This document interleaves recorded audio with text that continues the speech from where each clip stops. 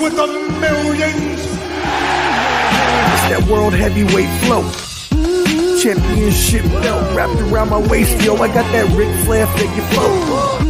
Slam you on the pavement, that's why they call me street pro. Create heat on beat flow. Like Jordan after the second time he three-peated, folks. Get ready, set, let's go.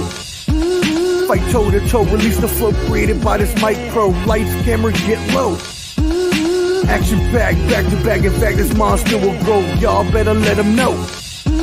Man with the master plan, and you have no need to know. Hard like winter cold.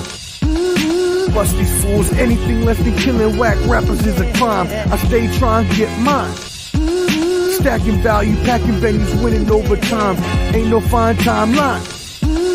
Open your eyes, you're looking for the best, and this is what you find. Game is only for the bold. You came prepared, now get ready for the show. Introducing from parts unknown, your UFC and combat sports insider, Clubber D, the Combat G, and the sports professor.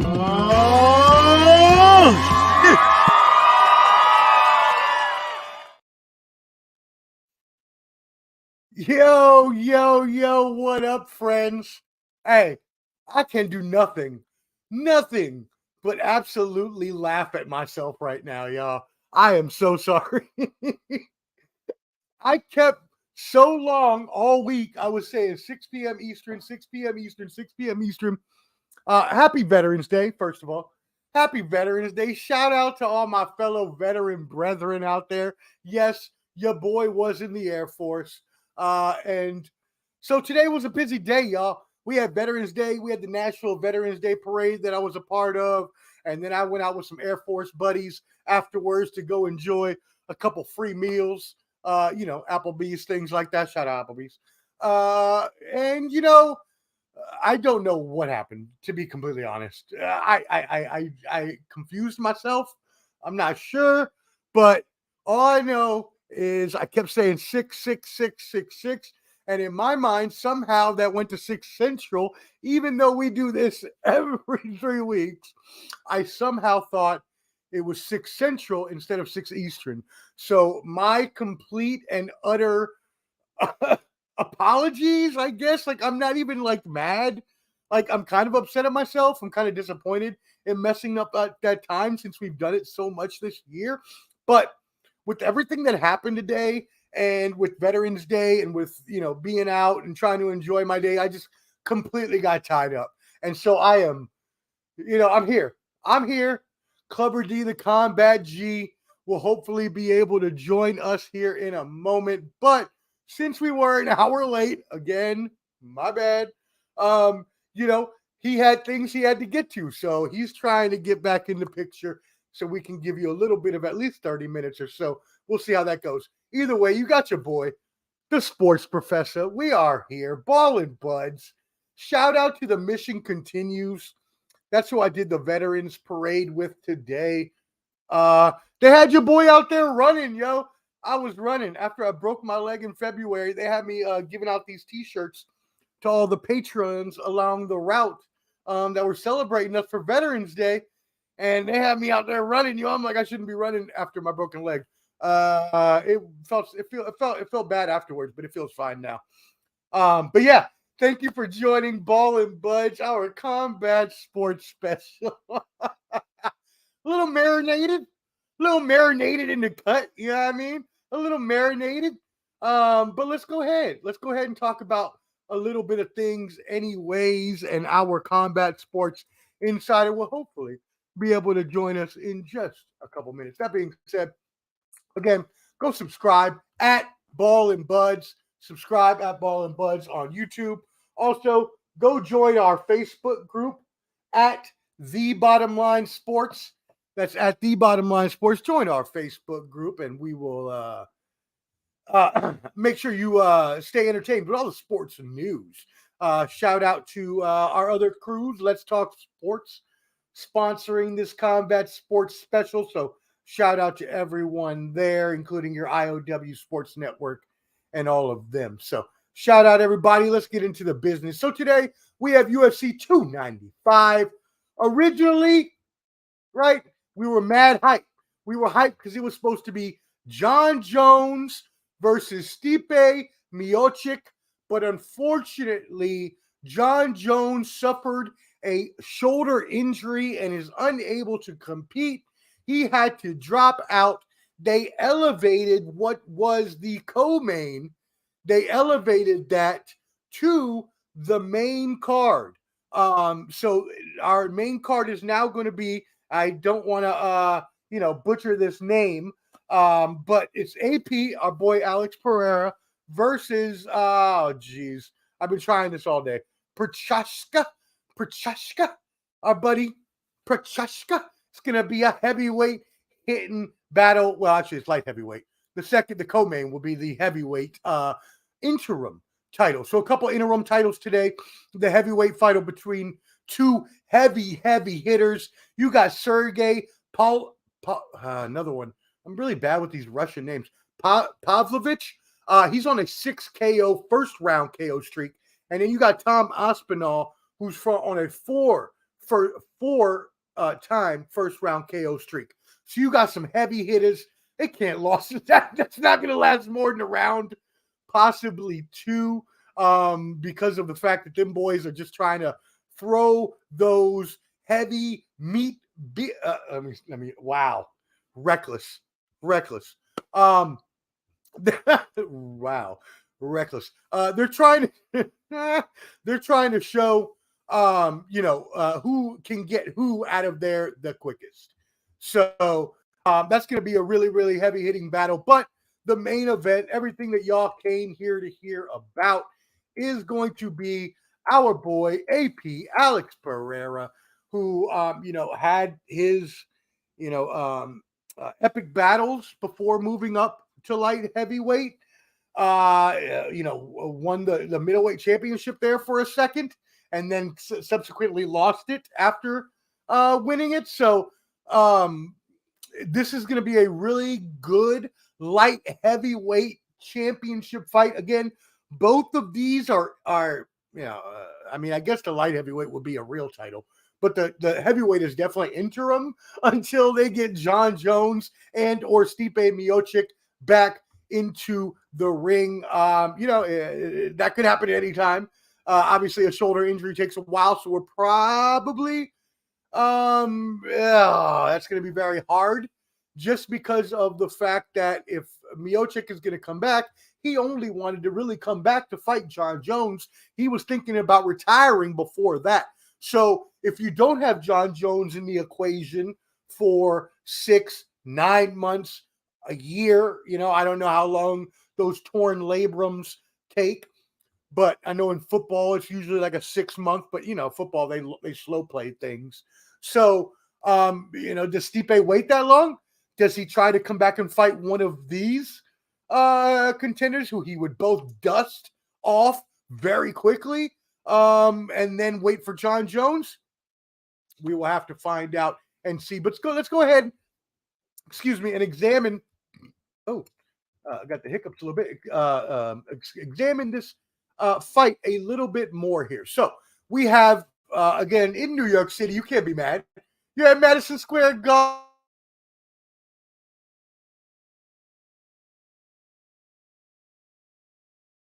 Of people. You saw Wemby, the Frenchman, the Spurs, the San Antonio Spurs, the Knicks humbled them up in Madison Square Garden the other day, didn't they? So anyways, the favorite here is going to be Alex Pereira. He is a -122 favorite, so very close fight.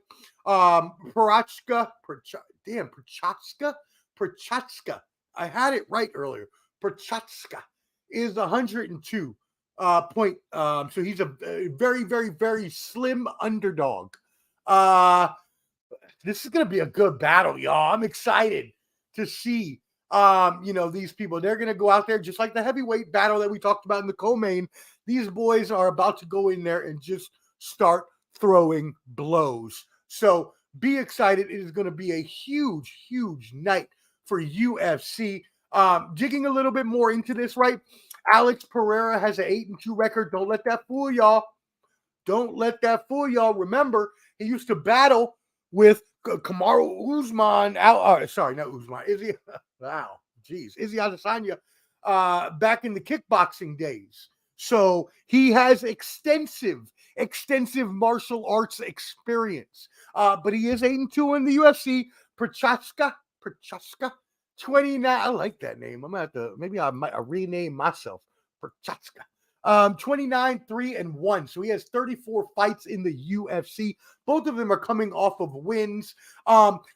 Pereira has, he usually weighs in around 222.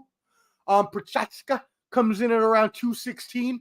Alex Pereira has a 1 height inch advantage, but Procházka has the 1 inch reach advantage.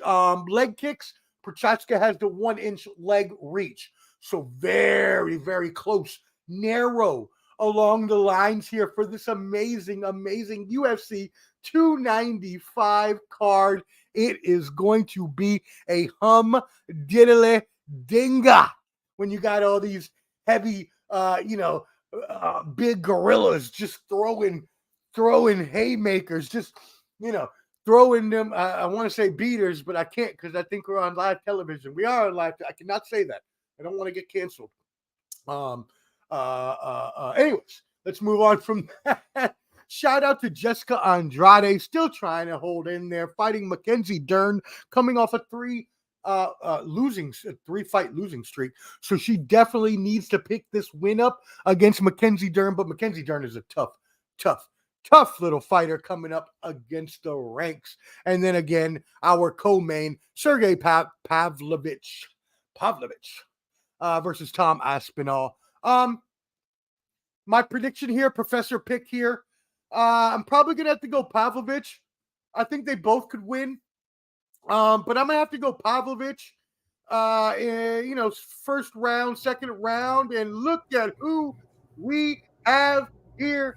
Your favorite, the man, the myth, the legend, Cover D.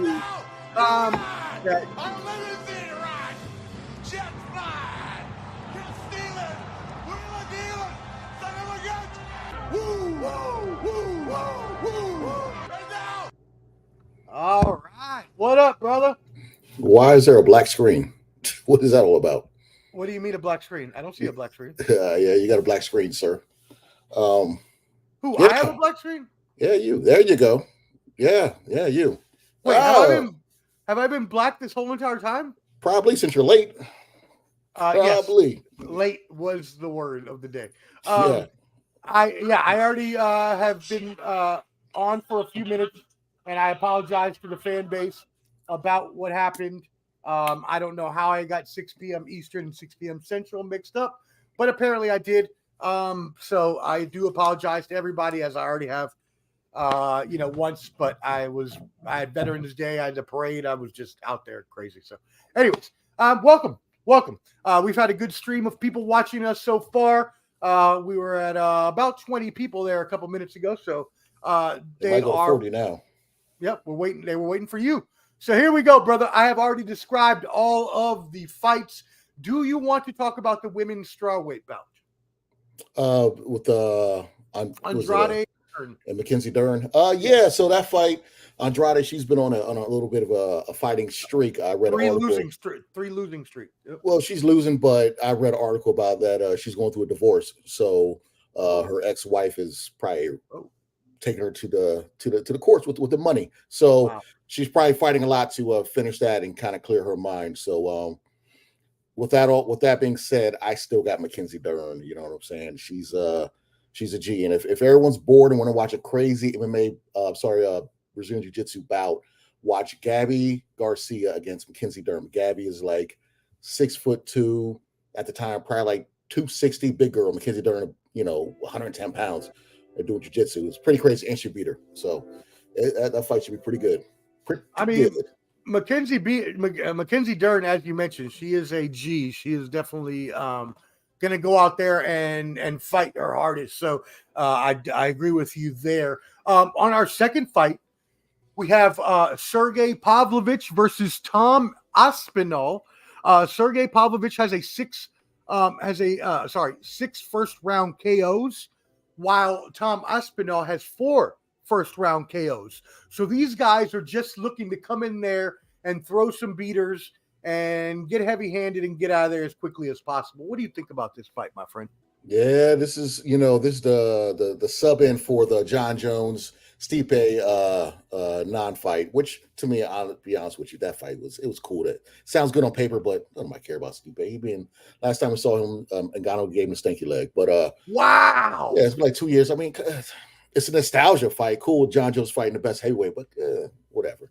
But so Sergei and same with Alex Pereira, they're two people that can knock the race off your face. They can, wait, the what? What is his nickname?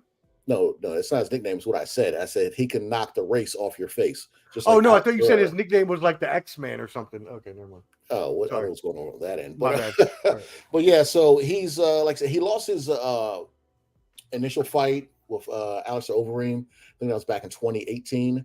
But since then, he's been on a tear. I think two knockouts and 4 TKOs in his first round stoppages. I mean, Derek Lewis, Tui Tuivasa, shout out to Ian down in Australia. Ian. Also Curtis Blayles. So he's knocked out some top guys. And he is no joke. He is no joke. And Tom Aspinall, he was the London G. This man was 3 fights in a row in London. He's out of London. He had a setback with Curtis Blayles when I was like, it's supposed to be his big fight to take him to that title shot, but he tore his knee at the 15 seconds of that fight. So he's fought one time since, won in first round TKO. So he's good. Thomas Aspinall, he's a jiu-jitsu guy. His dad teaches jiu-jitsu. He's good on the hands, good wrestler. I like them both. This is actually a good fight, probably better style-wise than the original Jon Jones and Stipe. Just people just know who they are. But with this fight, I'm going. Oh, we got music coming. Bangers. Here we go. I got nervous. Club First round. bangers. I hear you again. First round knockout. Pavlovich. He's gonna take him out. Okay. First round. I don't know what time. Yeah. He's gonna take him out. Yeah, I can't see this going past, the first round, right? I mean, they're both like first round knockout artists. That's what they do. Like, why would they? I could go the safe route and just say, it could be unanimous decision, aka the flow. But I don't think that, I honestly don't see this going all the way. You know what I'm saying? I don't see this going all the way. I think this is going to be a first round knockout. It could be a second round. Either way, it's going to be a knockout. Yeah. Only weird, clever caveat is just some Aspinall, I would say submission.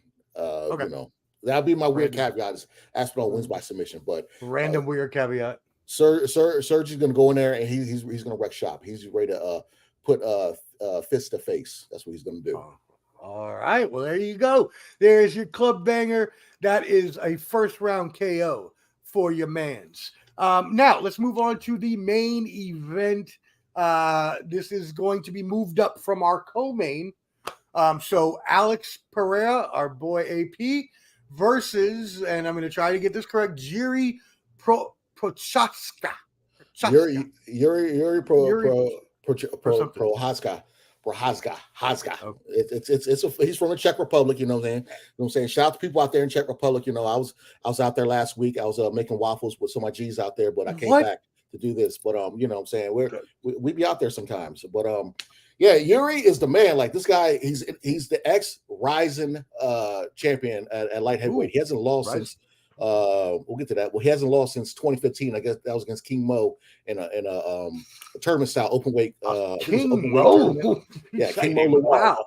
But he lost to him. It was by strikes. But this dude's, I mean, he's the man. He's strict to that Bushido samurai style. You know what I'm saying? He reads all those books. He's big into the 10 rings and all that stuff. He's very one of those people that are engulfed the whole essence of being a samurai, I guess. I don't know. But this dude is no joke, okay? Ryzen is basically, you had Pride FC back in the day with Vanderlei Silva, Rampage Jackson, all those dudes. That turned into Dream, and then Ryzen took over as a new kind of mixed martial arts thing over there in the Middle East, in the Far East in Asia. You know what I'm saying? Like, that's where Mayweather did his exhibition boxing. Oh, yeah, right. Yeah, so they do every New Year's Eve, they have big events, and this guy was a light heavyweight champion. He's won their tournaments, and they're old school. Like you fight 2 fights in one day. You know what I'm saying? Like it's one of those type deals. So he's the man. He came over, wreck shop, became champion, had to give up the belt because of his shoulder injury. So he's been out since then. And his last fight was against Glover Teixeira, which was voted fight of the year, which he came back in the last like 30 seconds of the 5th round and choked him out, rear naked choke. And he happens to be the training partner of Alex Pereira. So what a tangled web we weave. There's some little thing right there. You know what I'm saying? Alex Pereira, we already know his resume. The guy's 8-2 in the UFC with 2 losses. Dude's bad though.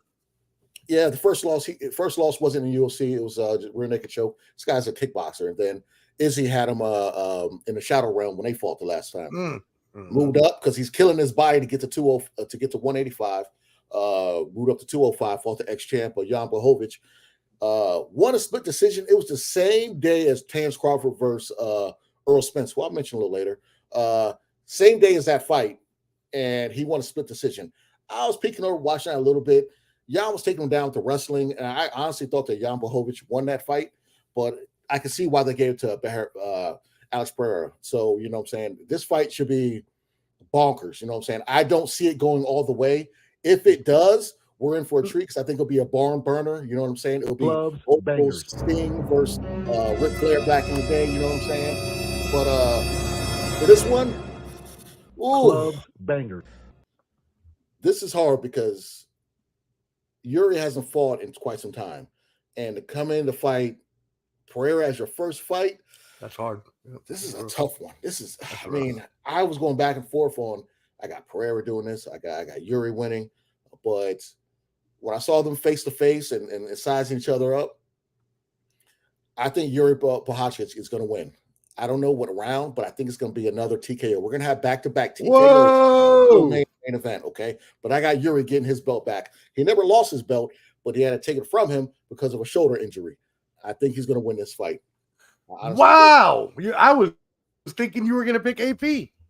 But no, as I mentioned earlier, though, when you look at the schematics, when you look at the stats, they're both very evenly matched. Procházka,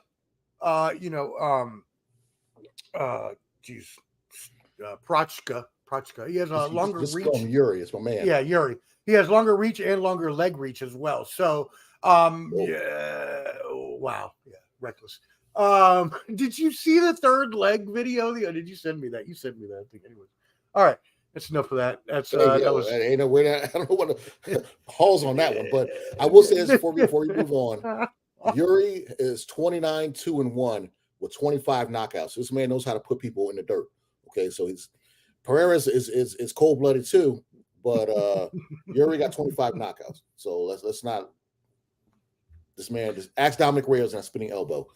But yeah. Wait, you didn't see the Mason Cameron one where he was talking about and she said something about the leg, and Cameron was like, well, sometimes they be talking about the third leg, and then it was like, oh wait, pause. All right, you're just doing. All right, I'm just gonna keep moving on. All right, well then, we do have some breaking news though. Dana White did announce this week huge title fights for January, February, and March. So we have the newly minted, middleweight champion Sean Strickland, who will defend his belt against DDP. I'm not even going to try to mess up his name, Duplessis. And then, Duplessis. And then in February, we get to see our boy Volkanovski again as he returns to defend his featherweight title, against Ilya Topuria. And then finally, we got your boy, Sugar Shane O'Malley, trying to avenge his only defeat in UFC to Marlon Vera. So, my friend, what do you think about these 3 fights coming up in the next few months here? You got Strickland going against Duplessis. That's a decent fight. He was supposed to fight Izzy, but he was injured, so that's why Strickland jumped in, and Izzy's taking his leave absence from MMA. So he's gonna be out for a little while. And I saw a thing about Izzy saying that boxing was just easy for him. Shut up. Stop. If it was that easy, then you'd be undisputed champion in multiple divisions. If it was that easy, stop. I hate when MMA fighters do this stuff about boxing so easy because of Francis Ngannou mess. But Strickland, Duplessis, I mean, I'll hold off to tell you who I think will win, but yeah. No, I just wanted your preliminary thoughts. It was just basically that was next in the works. To be the next big fight for that division. Now you're excited about the Ilya Topuria Volkanovski fight. Yes, I'm excited about that one. I'm just not excited about the timing because when you get knocked out like that, you need some time off. And he turn around in February to go ahead and fight again. I know you're being a company man making that money, but I think that Islam knockout took a lot out of him. I mean, Volkanovski is in his mid-30s. Ilya Topuria is hungry. He's ready. He's been kicking ass and taking names. So that's a fight to watch out for. And Volkanovski can lose. Okay, I want to see his mental state, what he's talking about prior to that fight. But I would definitely won't be shocked if there was a big upset on that one. But that was the next big fight in that division, though, for sure. Now I do have a follow-up though, since you did mention that Stipe Miocic and Jon Jones would be more of a nostalgic battle. Since Jon Jones does have this shoulder injury, which will obviously keep him out for at least 6 months, we're assuming. Do you ever see that fight happening again?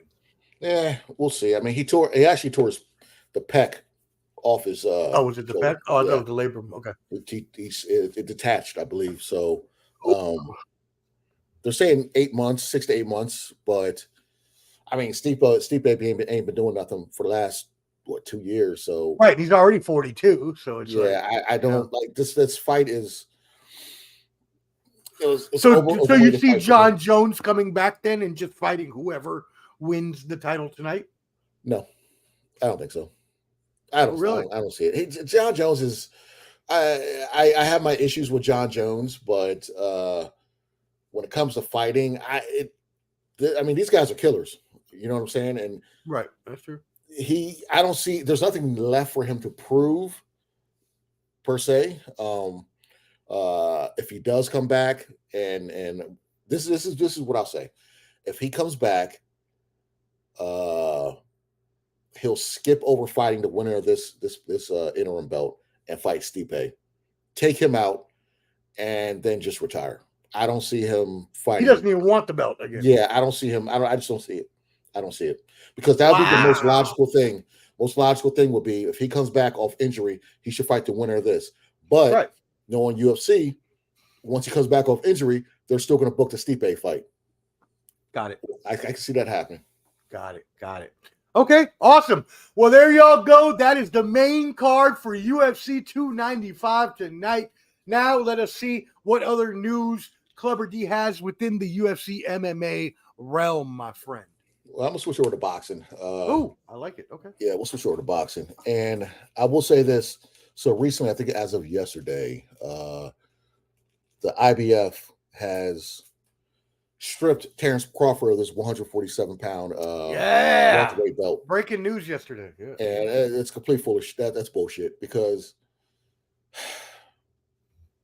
the IBF, like other belts, I give them credit for doing that, but the reason why boxing is the way it is because they don't hold these fighters to feet to the fire. You know what I'm saying? They don't do that. And like the WBC, you got Charlo fighting Jose Benavidez on the David Benavidez and Dimitri Andrade card, which is later this month. And Charlo hasn't fought defending his belt in over 2 years. They're fighting at 163, 3 pounds over his limit, and it's not even for the belt. Why is he still the champion for the WBC? That makes no sense. These sanctioning bodies need to hold these people to accountability. You cannot be a champion and not defend your belt. All right. Perfect example, the IBF, the history of the IBF. Tito Trinidad held that belt for 6 years, 8 months. Shout out to Puerto Rico. Let's go. Earl Spence held that belt for 6 years and 2 months. How many fights do you think Earl Spence had in those 6 years? 3. 6. How many fights do you think Tito Trinidad had in those 6 years? 12. 16 fights. 16 title defenses. Okay. So back in the day when fighters fought 3 to 4 times a year, it was cool. But nowadays, these fighters barely fight. And you know that Terrence Crawford and Errol Spence have a mandatory rematch. So why are you waiting until now to want to strip the belt? Boots could have took this from Earl last year, but they chose not to. You know what I'm saying? So I get now. Let me ask you. Now let me ask you a question so you can specify this further for the fans out there. You're frozen. Why is IBF the only? Am I still frozen? Can you hear me? Yeah, I can hear you. You're frozen. Why? Okay, I'm not worried about the picture. Why is it that the IBF is the only boxing federation, that will strip a fighter when the other federations won't do this? I know you talked about holding feet to the fire, but if all the other federations aren't going to do this, then it just makes it look stupid for singling them out, like you just try and be petty. Well, they do that. They do it sometimes. You know, you had them calling, because they had the audacity to call Jerron Boots and it's a paper champion, an email champion, when they did the same thing to Devin Haney when Lomachenko ducked him and he became WBC champion. Same thing happened to Charlo when he became the 160-pound champion when Canelo decided not to fight him. So this happens a lot in boxing, you know, and I don't like, because there's no consistency with it, okay? It's going to happen again with Stayonis, who's supposed to fight Virgil Ortiz because he's the regular WBA champion. He should have already fought for that super championship, but they keep BSing, so he's probably be the next one to get another belt from Terrence Crawford, the WBA, which is the black belt. IBF's the red belt, if anyone doesn't know the difference between the belts. So now, if you don't mind me butting in for a second to ask another question and to fill in the fans a little bit. So when you were talking about Errol Spence earlier, making only 6 defenses across 6 years, he only made one mandatory IBF defense, which was a first-round KO of Carlos Ocampo in June 2018. Aside from that, why hasn't he been held to the same fire, right? Why aren't other fighters held to the same standard? Well, he's. I mean, when you fight, you're defending your belts. So if you're unified and you got 2 belts, you're still defending both belts each fight. So when he's fighting Mike Garcia, Danny Garcia, things like that, you're defending your belts because they can take those from you. It's just that each belt has mandatory challengers. Like the reason why people are getting on Canelo Alvarez, you got David Benavidez, who is the interim WBC champion for years now, but you're deciding to fight somebody moving up in 2 weight classes in Charlo. You want to fight Triple G for a fight nobody cares about. That should happen 5 years ago.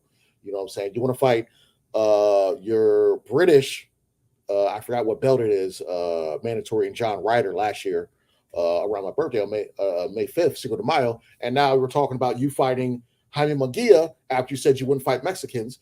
You're going to fight a young Mexican, Jaime Munguia, on Cinco de Mayo weekend, who's moving up from 160 to 168. So why are you doing all this?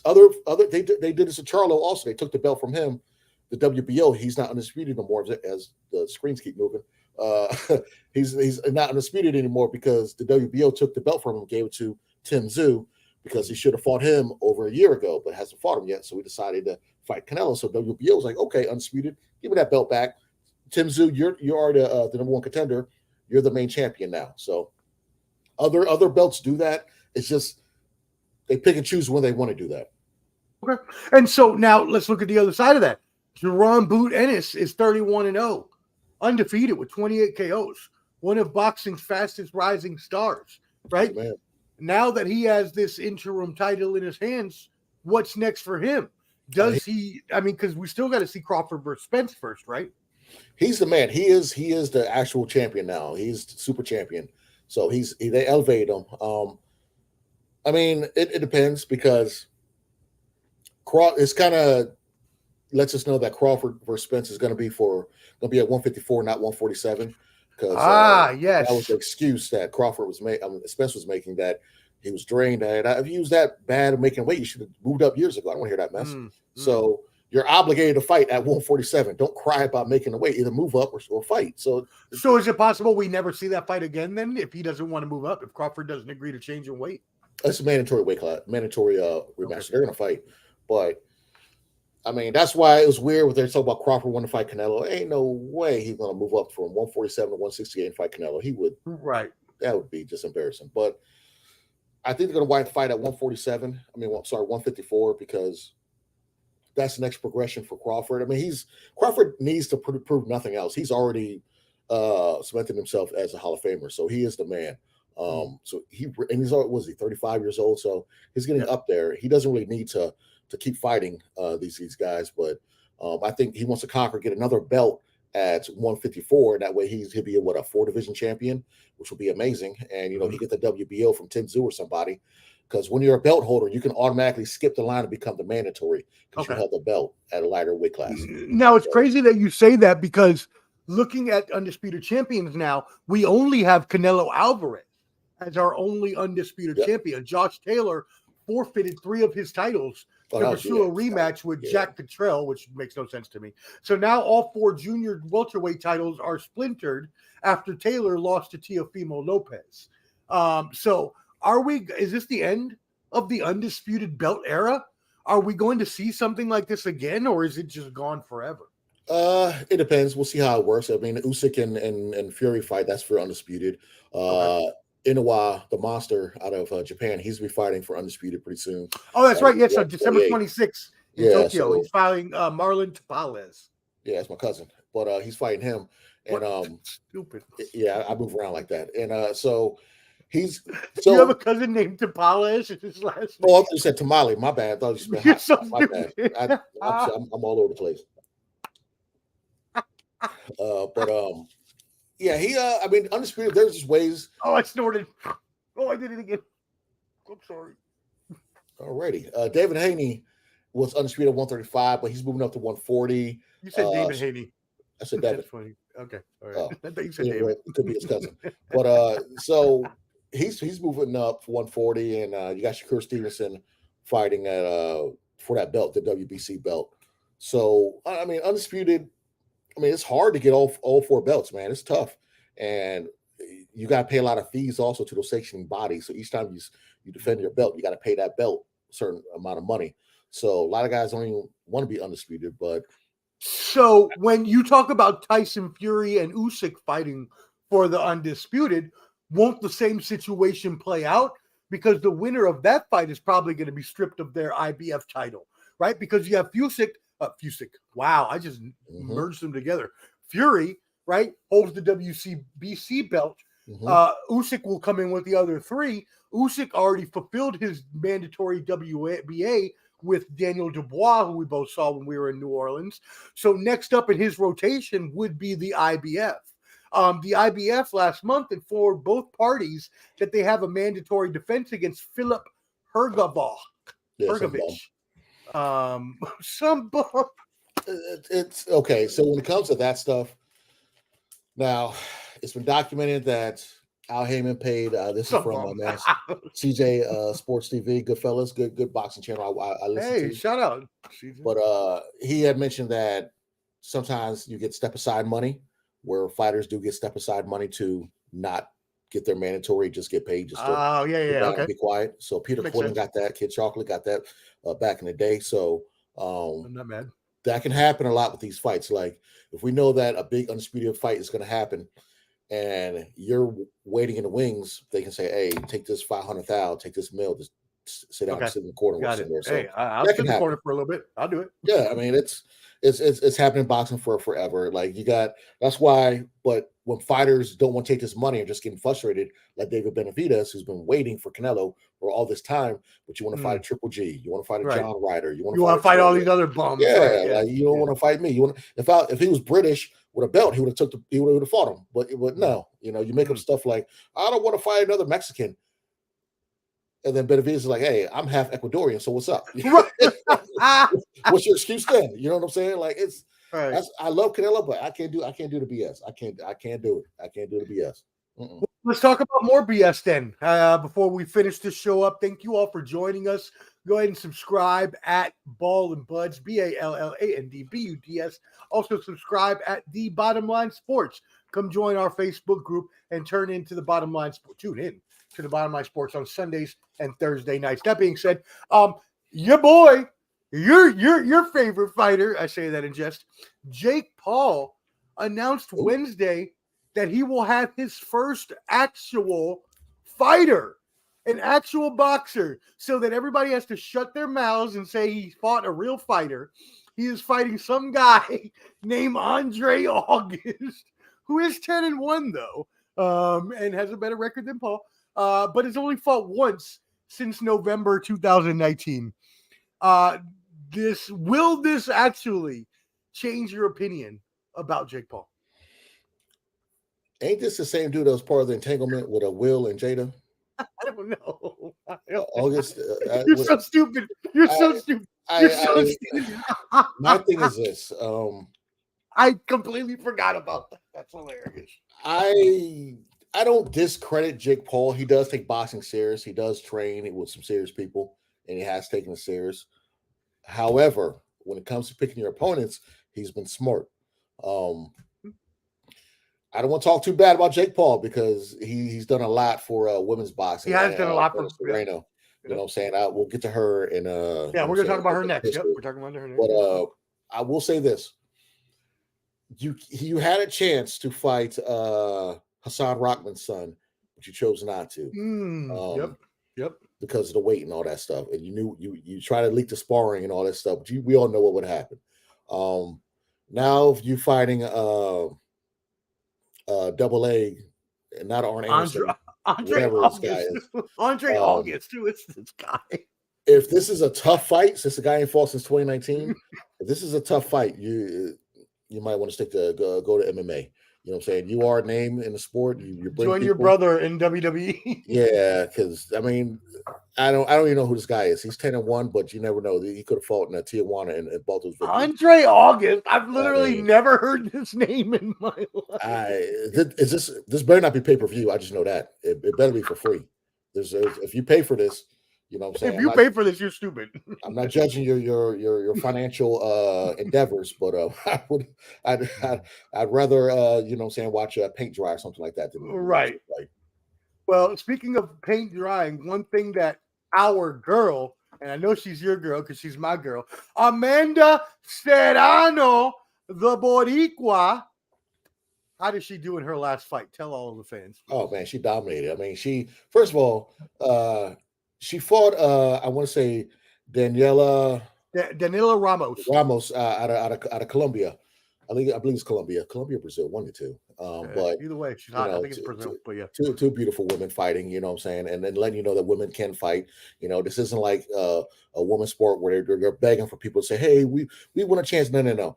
These women prove to everybody that they made it here and they should be watched just like the men. Okay. Yep.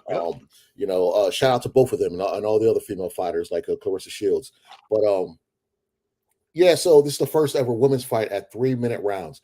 Every other fight's always at 2-minute rounds, which makes no sense. Okay, the UFC used to do this also, I believe, but they changed it to every round's 5 minutes. Yep. So this is two. It was a big thing.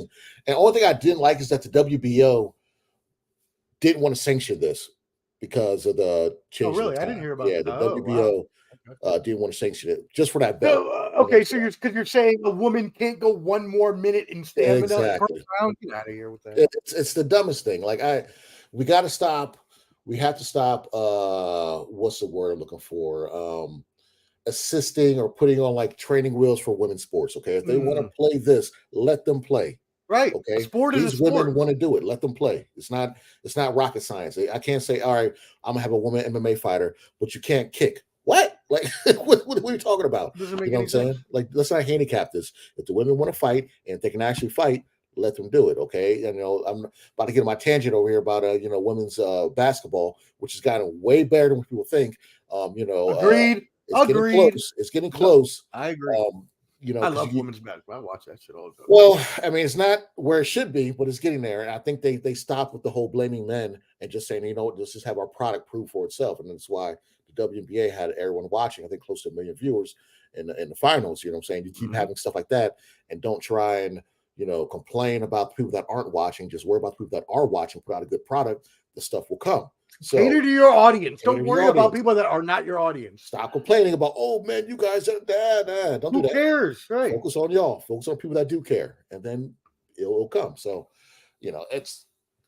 I think it started, especially with female MMA. Ronda Rousey started at a time where not every female was on her level, and then Holly Holm, a kickboxer came in and set the world on fire. Then you had Amanda Nunes. And it's just like rotating. It's going up and up and up. You know what I'm saying? So now women fighters are at the level, damn near the guys. You know what I'm saying? Like a Cyborg. That's the most feared woman on this place on earth. You know what I'm saying? She had called me last week, but I was busy. But she wanted to spar. I don't feel like sparring no more. But yeah, so it's like things of that nature. You gotta give the women that respect, especially if they know what they're doing. You know what I'm saying? You can't just say, oh yeah, I'm gonna rock with her just because she's a girl. That's like saying I'm gonna rock with Earl Spence because he's Earl Spence. No, does he fight well? Is he a good fighter? Is she a good fighter? Then you can rock with him. Okay, it's kind of like some of these Cowboys fans out here who just want to be Cowboys, but then the product's trash and they're still like Cowboys. It makes no sense. Not naming names, Flo, but it is what it is. Was a shot at Flo and Canteen. Holla, shots fired. So, okay, cool. Well, there is some other news that came up recently, and I know that you like both of these fighters, but there is a rumor that if both fighters can successfully handle their business on November 15th, next weekend coming up at T-Mobile in Las Vegas, if Shakur Stevenson can beat Edwin De Los Santos and our boy Oscar Navarrete can win against Robson Consengayo, we could see that was horrible. I completely butchered that. I apologize. I'm so sorry, guy. We could see a Shakur Stevenson, Oscar Navarrete mega fight, my friend. How do you feel about that? I would love to see that fight. We saw Oscar fight Valdez down in New Orleans. Actually. Oh, that was a great fight. Wow, what a really good one. I mean, he just put a beating on him. And Shakur Stevenson is the man. And Shakur Stevenson just signed a deal with Reebok. So this would be more putting him out there. He's going to be fighting the same day as the Grand. I don't know why they did a Grand Prix in Vegas and going to have Shakur with the it just doesn't correlate to me. Right. What is it? Italian racing and boxing. Right. Yeah. Not the same thing. So half black, half Puerto Rican boxer from Jersey is going to relate to the Italian, whatever. But if he gets the publicity and people are watching him, hey, it's great for the sport. I'm a big fan of Shakur Stevenson. One of the better young fighters, highly ducked. Pitbull ducked him, but and if he's going to get this belt, the WBC, he'll be the champion at 135. You got if he fights Navarrete, he's going to have to move up. I think from 130 to 135 for that fight, because I don't see Shakur moving back down to 130 because that was too much of a weight drain. Because I believe when he fought his last fight at 138, took the belts from him because he didn't make weight. So this would be a great fight, and I'm all here for it. I am 100% here for it. Funny you say Shakur, because even though he signed that Reebok deal, which is perfect for him and boxing, Sean O'Malley talking about, oh yeah, I'll fight Shakur. I think I can. No, you won't. Oh yeah, I saw that. Yeah. No, you won't. No, you won't. He will dye out your hair. He's not. Don't do that. Don't do that. Tyson Fury, who didn't train for Francis Ngannou. This isn't that. This ain't that. Like, just because Ngannou looked good against Tyson Fury, that's not these other fighters. Okay, he knock a tattoo off. And so continue. We were going to talk about that. Let the fans know Clubber D's opinion on the Tyson Fury versus Francis Ngannou bout. What are your thoughts on Ngannou knocking him down and people saying he should have been the victor by decision? Tyson Fury should be embarrassed as a boxer, because you talked a good game and you thought that Ngannou was going to take you lightly. You really did, and you saw what happened. I feel like Ngannou came with a good game plan. Tyson Fury came in at 277. Ngannou was at 272. So I remember Tyson Fury 6'9". He's a big dude. And Ngannou's about 6'4". He's a big dude also. But Tyson Fury likes to lay on people, dirty boxing, things of that nature. You're not going to do that with somebody 5 pounds less than you that is all muscle and is used to it. It does MMA and dirty boxing, things of that nature. So he couldn't bully him the way he bullies other people. So when Tyson Fury realized that, that's how he's like, oh, snap. I just got to survive, just outpoint him. So I can see why they gave it to Fury just for the points. And Ngannou, he might have a career. It's easy for a heavyweight to move over into boxing because it's all power. Just like if a heavyweight moved over to MMA, it's all power. But will his power up? Omar left. That's a Wi-Fi, I tell you people, that Wi-Fi. But if Ngannou has to fight another heavyweight, I think somebody will take him serious. I think it might be a different outcome. But in all honesty, this is more of a just a payday because I think he got like 50 mil for the fight. And then Ngannou got around 10 or 12 million for the fight. And let's not talk about the pay-per-view buys. I'm pretty sure they both split a decent revenue with the worldwide pay-per-view buys. And with them fighting at over in Saudi Arabia and the money getting that more of that European crowd money. Oh, there you go. 10 times clearer than before. But getting that Saudi Arabian money and all the money in Europe and people tuning in, so they had a pretty payday. So these guys definitely put on a decent show, and shout out to Saudi Arabia because they put on a great showcase of boxing and the way that the whole setup and how it had all the ring come up and all that good stuff. It was pretty dope. I was gonna come out there, but I sprained my kneecap the other day, so I couldn't make that trip. It was a long flight. I agree with you completely. I think that Fury completely embarrassed himself. But we know he didn't train properly for the fight. But still, there's just no reason for you to be the best boxer, heavyweight boxer in the world and get knocked down by someone who's never, thrown a boxing punch in his life. That being said, we do have one more boxing match I do want to bring up. November 25th, so in 2 weeks. We got Benavidez versus Andrade, my friend. How do you feel about this? That's a good one. That's a real good fight. That card's gonna be is pretty decent. You know what I'm saying? That's a good card. It's a decent card. It's borderline pay-per-view, but it's PBC. Showtime only has so Showtime will still have pay-per-views. Like Canelo is signed with Showtime directly. Boots Ennis is signed with Showtime. Okay. I'm not sure what's gonna happen after this. So they'll still do Canelo pay-per-views, but they're not gonna have their normal boxing. Their last boxing show is gonna be on regular Showtime. David Morrell's fighting the 16th of December, something around there. But so that fight is it's gonna be a good one because you got. Because both of them are trying to fight Canelo, right? Yeah, Andrade wanted Canelo at 160, and when he fought Billy Joe Saunders, Andrade was there at the press conference after. And that's where Canelo came out with the whole payday. You want payday? That was directed towards Andrade, who crashed his press conference. You used to be able to walk up on there, but when he fought Laura took the mic from him. And since that happened, they're like, no one's allowed to go up there where Canelo is. And so Andrade, he was the WBA champion, WBO champion at 160. Moved up to 168. Trying to petition himself as the number one contender, but that ain't gonna happen. So he's fighting Benavidez now. It's his second fight. He fought on the Tank undercard. He looked good, but not that great.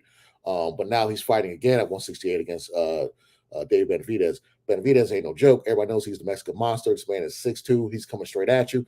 Pause if necessary. Andrade, he's never fought somebody with footwork like Andrade. So I will say that. Like Caleb Plant was a good fight for him, but Caleb Plant doesn't really have the power and the footwork like Andrade. So that's no diss on Caleb Plant. Anyways, he's a great fighter. Shout out Nashville's own sweet hands.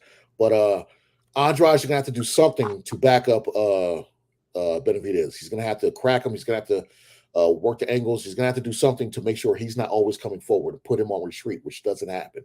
So this is the biggest test for Andrade, I think, as far as a slick boxer. I can't get who I think is going to win yet. Bangers. I can't do it yet. I can't do it yet. I can't do it. Nah, not yet. Nah, it's too early. This one's this one's a tough one. Yeah, got him. It's a tough one.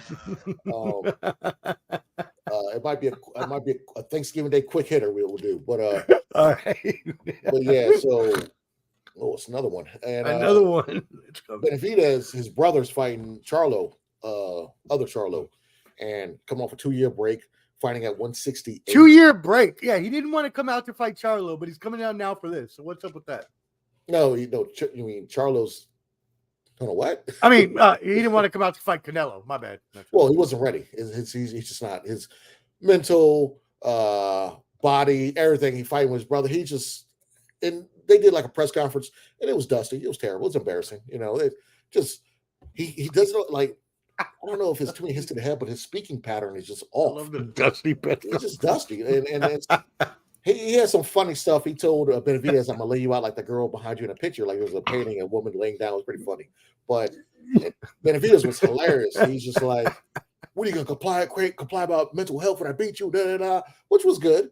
But the problem with that fight, it's that is that what he said to him? Yeah, I'm tired of this crap. Like you can't use mental health as a crutch all the time. Like, come on, be a man, grow up. But it's Benavidez is basically like Charlo said, "Oh, you got shot. Oh, you can't go on your same block," because he did get shot in his leg, and it's just corny stuff. Yeah, who got shot? This is years ago, sir. Oh, okay. It was years ago. Okay, all right. It was when he got beat by Terrence Crawford. But anyways, Benavidez, I don't see him winning, beating Charlo. But if Charlo's not ready, he can lose. But I like what Benavidez said. We're fighting at 163 instead of 160. So your belt's not on the line. What's the point? Yeah, you haven't fought in over 2 years. So what's the point in this fight? Right. What is the point in this fight? Why hasn't the WBC taken that belt from him? Like, I don't like. That's another question. Why does the WBC versus the IBF, right? The WBC is letting people like just go on forever, just holding belts. That's why people like the UFC a lot better, because Jon Jones, Stipe couldn't fight, interim champ. You know what I'm saying? There's no ifs, ands, or buts. When everything's all under one roof, you don't have all these, I'll hold this fight. I'll just make you the interim. Okay, I'm the interim, but I've been interim for 3 years now. What's going on? You know what I'm saying? Make that make sense. So, yeah, it was a funny back and forth. You know what I'm saying? Like it was funny to hear them talk trash to each other back and forth. But I will give them that. I do like to hear that in boxing, like fighters do generally not like each other instead of a ass kissing contest. Like Charlo's brother when he's fighting Canelo, he's like, "Oh, I just look up to him. He's the man." Dude, he's the same age as you. How do you look up to him? What are you talking about? Like, what is going on over here? Like, shine his shoes while you're at it, okay? And it made sense because you had his track shoes on when you fought him. So it is what it is. Sure did. All right. Well, before we sign off, do you have any other boxing news, MMA news, my friend? Nothing at the moment. MMA, Dana White's been pumping out, like I said, we got these 3 fights coming out. I'm eager to see what's going to happen with. Speaking of, you'll see us next December 16th for UFC 296, Leon Edwards versus Colby Covington. I'm eager to see how what's going to happen to Bellator, because Showtime's not doing MMA anymore. So what's going to happen with those fighters? Are they going to dissolve into PFL? Yeah. Also, might be at the PFL final showing. Their season finale, whatever, Black Friday. So, Are we going? We can go. We got to go. We got to be there. I mean, I see some, it's at the Anthem in DC, good venue, like a stage concert area. I think it's like $50 to get in just for crap seats, but okay. It is. We will talk later about that. Speaking of, you will see Clubber D and I again December 16th. And good news, you will have the Ball and Buds crew together in person, because I will be back home in the DC area visiting my lovely mother and father. So I will be with Clubber D. So shout out to Bud. And I love this split screen right here, because if you look in the middle, you can see Weeby staring at us. Weeby, we will see you soon, Weeby. See Weeby staring at us. See Weeby staring at us. Weeby's one eye there. We will also see James Francis soon. Boom. Heading to Shane's house in Stafford. Shout out to Clutch Cleveland. The Preacher. Don't Call Me Peacher. And as well, Dale the Snail. And little Shane. We can't forget about the Peak Master. Oh, little Shane. Yeah, so it should be a fun-filled next couple of weeks. We'll get at you guys, and check out Bottom Line Sports, okay? You know what I'm saying? They do their thing. There's a lot of Niner hate, which is ridiculous. You know what I'm saying? And hold on. Before we go, this is a little rant of mine. Come up close. Frank Vogel. Hold on. I got you. Hold on. There you go. Okay. Mr. Vogel, coach of the Phoenix Suns, okay? Mm-hmm. I'm tired of you going up on teams by 15, 12, possibly even 20 points and losing the game. You should have beat the Lakers last night. What is wrong with you? I know you look like Joe from Impractical Jokers, but you need to get your stuff together, okay? I'm sick of this. I'll fly to Phoenix and talk to you myself, but get your stuff together and win a damn game. I mean, you got Kevin Durant. You should be winning games. Sorry. You got a good enough closer. Can't do it all himself. I agree. But I think that Phoenix will be there in the end. I believe they will be playing the Nuggets in the Western Conference Finals, and I got the Bucks and the Celtics in the East, my friend. By the way, my Celtics look immaculate right now, and I am loving it. That being said, again, thank you for tuning in, everyone. We love you so much. We appreciate you tuning in. Happy Veterans Day, right? I said that at the beginning, but honestly, we would not be here without our military serving us and getting this freedom that we have.